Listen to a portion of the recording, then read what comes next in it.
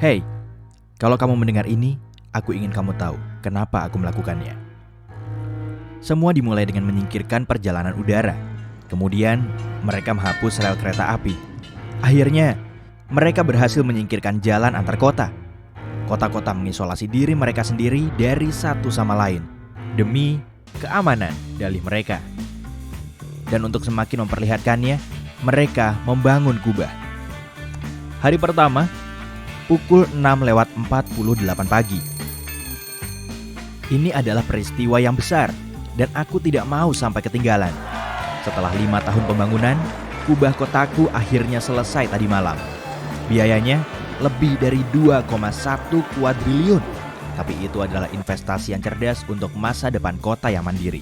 Terinspirasi oleh mimpi masa lalu. Ada bangunan kuno dengan kubah besar yang berdiri selama ribuan tahun. Lalu stadion olahraga mengadopsi bentuk arsitektur terkuat yang mereka sebut Superdome ini. Tempat olahraga dalam ruangan di bawah perlindungan kubah seperti Tropical Island di Jerman. Biodome raksasa dan rumah kaca seperti Eden Project di Britania Raya. Langkah selanjutnya pun sangat wajar. Tutupi seluruh kota, jangan ada yang tersisa. Tepat pukul 7 pagi, alarm keduaku menyadarkanku dari lamunan saat sedang duduk termenung di atas kasur sambil menunggu momen besar itu. Waktunya matahari terbit pertama pun tiba. Bentuknya begitu nyata, sehingga aku awalnya mengira ada sesuatu yang tidak beres. Seolah kubahnya hilang.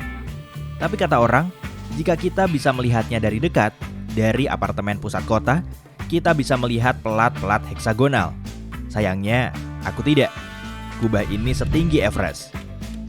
Butuh 10 menit untuk matahari benar-benar terbit. Lalu isi kubah ini menjadi seterang tengah hari biasa. Aku menghabiskan kopi dan roti panggangku, lalu berjalan keluar. Sama seperti semua orang lain di kota berpenduduk 100.000 jiwa ini. Tidak ada lagi kota-kota besar seperti New York dan London di luar negeri. Semuanya sudah dipecah dan dimasukkan ke dalam kubah berpopulasi tidak lebih dari 1,5 juta penduduk. Kita tentu tidak mau ada terlalu banyak penduduk berebut oksigen di satu kubah, kan? Beberapa orang sedang jogging, yang lain membaca buku di bangku taman. Cuacanya tentu saja sempurna. Suhunya 22 derajat Celcius dan stabil, yang menurut para ilmuwan merupakan suhu paling nyaman bagi manusia. Tidak ada kejutan lagi dari alam. Dahulu, alam bisa cantik, tapi juga bisa kejam dan merusak. Untungnya, sekarang umat manusia yang mengontrol cuaca. Aku menghabiskan sepanjang hari berjalan-jalan di sekitar kota. Tapi jalanan mulai sepi setelah jam makan siang. Gerimis berdurasi 1/2 jam dijadwalkan setiap hari pada pukul 2:30 sore untuk menyirami tanaman di ladang. Hari kedua, matahari terbit pada pukul 7 pagi. Suhu 22 derajat Celcius. Aku selalu tahu apa yang harus kukenakan. Tidak ada lagi ahli meteorologi. Tidak ada lagi perakiraan cuaca, dan tidak ada lagi kehujanan tiba-tiba tanpa payung. Yang ada hanyalah stabilitas, keamanan, keseragaman. Aku memutuskan untuk menghabiskan hari Minggu ini bersama teman-temanku. Aku mengobrol, tertawa, dan menikmati kebersamaan yang ada. Tidak ada yang terganggu oleh layar ponsel atau notifikasi media sosial yang muncul setiap 2 detik. Kota-kota telah terputus dan ditutup. Tidak ada lagi internet. Hari ketiga, Senin lagi, masuk kelas lagi. Aku naik sepeda dan mengayuh sebentar ke kampus. Jalanan dipenuhi orang lain. Pengendara sepeda lain, otopet, pemain skateboard, pejalan kaki. Tapi tidak ada pengemudi. Mobil mengeluarkan asap knalpot dan kehidupan kubah tidak mampu berhadapan dengannya. Aku mengambil jurusan teknik sipil. Sebagian besar universitas telah mengalihkan hampir seluruh jurusannya ke ilmu pertanian. Petani, ahli botani, ilmuwan tanah, dan sejenisnya. Di sanalah potensi pekerjaan yang menjanjikan dalam ekosistem kecil yang mandiri ini. Tapi aku tertarik mengikuti sebuah peluang magang. Siswa terbaik di fakultasku akan diundang untuk bekerja di departemen kubah. Aku duduk di kelas sambil membuat catatan dan tiba-tiba lampu mati. Ruang kelas tidak. Seluruh kota kini dalam kegelapan total. Profesorku mencoba membuat semua mahasiswanya tetap tenang. Tapi yang terbesit di benakku adalah bagaimana jika cahaya listriknya tidak akan kembali. Ini baru kali pertama aku memikirkannya. Aku berada di bawah kubah sepenuhnya bergantung pada kubah ini agar berjalan dengan lancar. Aku merasa sangat rentan. Beberapa menit dalam kegelapan terasa seperti berabad-abad. Tapi kemudian, langit, dalam tanda kutip, mulai berkedip dan lampu kembali menyala. Semua siswa menghela napas lega. Tampaknya, bukan hanya aku yang sempat cemas dan berpikir buruk. Tak lama berselang, sebuah pesan muncul di kubah di atas kami, dan aku mendengar sebuah suara membacanya. Warga yang terhormat, sepertinya kubah butuh lebih banyak energi daripada dugaan kami. Harap bersabar seraya kami mencoba memecahkan masalah ini. Untuk sekarang, kami akan membatasi penggunaan listrik pribadi. Terima kasih atas pengertiannya. Hari ke-6. Kehidupan di bawah kubah berubah dari kesempurnaan stabil yang selalu terkendali menjadi sangat tidak nyaman. Jatah listrik turun dari 60 menjadi 30%, lalu menjadi 15%, dan akhirnya 0. Semua penduduk terlempar kembali ke abad kegelapan. Tidak ada lagi kulkas, TV, dan penyedot debu. Penduduk kota masih bersabar, tapi kesabaran ini akan segera habis. Hari ke-8. Jam siang hari kini dibatasi, dan hujan harian tidak akan datang lagi. Kondisi di dalam kubah kian memburuk. Banyak bisnis tutup, kelas-kelas dibatalkan, dan ketegangan meningkat di antara para warga karena persediaan makanan menipis. Hari ke-10. Seluruh lemariku kosong. Saatnya pergi ke pusat perbelanjaan. Sesampainya di sana, aku dikejutkan oleh pemandangan di depan mata. Supermarket ini hampir sepenuhnya kosong. Tidak ada makanan, tidak ada sabun, tidak ada apa-apa. Aku berhasil menemukan sejumlah makanan kaleng yang terguling di bawah rak. Ada juga satu kantong kentang sisa dengan agas beterbangan di sekitarnya. Mungkin ada bahan pangan di toko lain.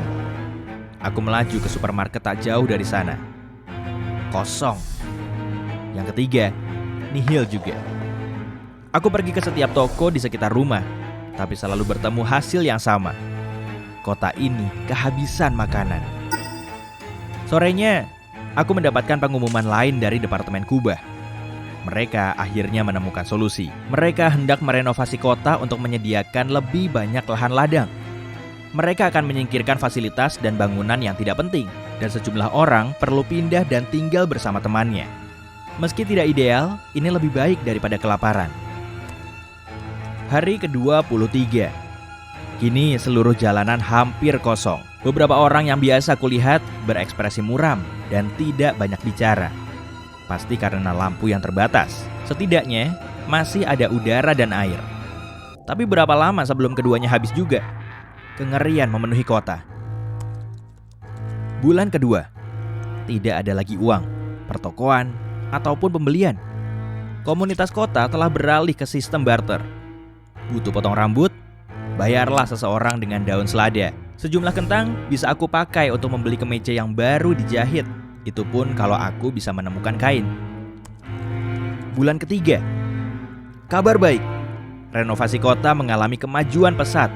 Ada lebih banyak tanaman, lebih banyak makanan, dan orang-orang makan dengan cukup. Kelas dan bisnis dibuka kembali. Sepertinya kota mungkin akan selamat dari semua ini.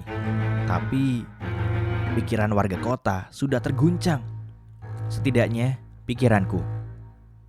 Dunia seharusnya tidak begini. Kota-kota saling membutuhkan. Mereka bertukar jasa dan barang. Begitulah caranya menciptakan perkembangan dan kemajuan. Umat manusia bahkan pernah keluar angkasa. Dan kini, kita bahkan tidak bisa pergi ke kota tetangga. Aku harus mengubah sesuatu. Bulan ke-6. Aku membaca buku lebih giat daripada sebelumnya. Renovasi sudah beres, dan kotaku sudah berubah jauh. Semuanya ditutupi ladang yang ditanami jagung, padi-padian, dan kentang. 70% ruang di kubah didedikasikan untuk ladang. Aku merasa seperti tinggal di rumah kaca. Aku makan kentang tumbuk untuk sarapan, kentang panggang untuk makan siang, dan kentang goreng untuk makan malam. Aku sudah bosan makan kentang, tapi setidaknya perutku tidak dihantui kelaparan lagi. Tak seorang pun ingat seperti apa rasa coklat. Hari kelulusanku tinggal sebulan lagi, dan sepertinya program magang yang kuinginkan sudah berada di tanganku. Sejak dulu aku ingin bekerja di Kubah, tapi kini aku lebih menginginkannya karena aku harus menghentikan ini. 1 tahun di bawah Kubah, aku sudah bekerja di Departemen Teknik Kubah selama lebih dari 5 bulan. Aku adalah pekerja shift ketiga. Para staf yang begadang ini bekerja berpasangan. Pasanganku tertidur sebelum matahari terbit, dan saat itulah aku akhirnya mendapatkan kesempatan. Aku meninggalkan ruangan dan berjalan ke ruang layanan utama. Semua orang di sini ingin melindungi warga kota, tapi isolasi bukanlah jawabannya.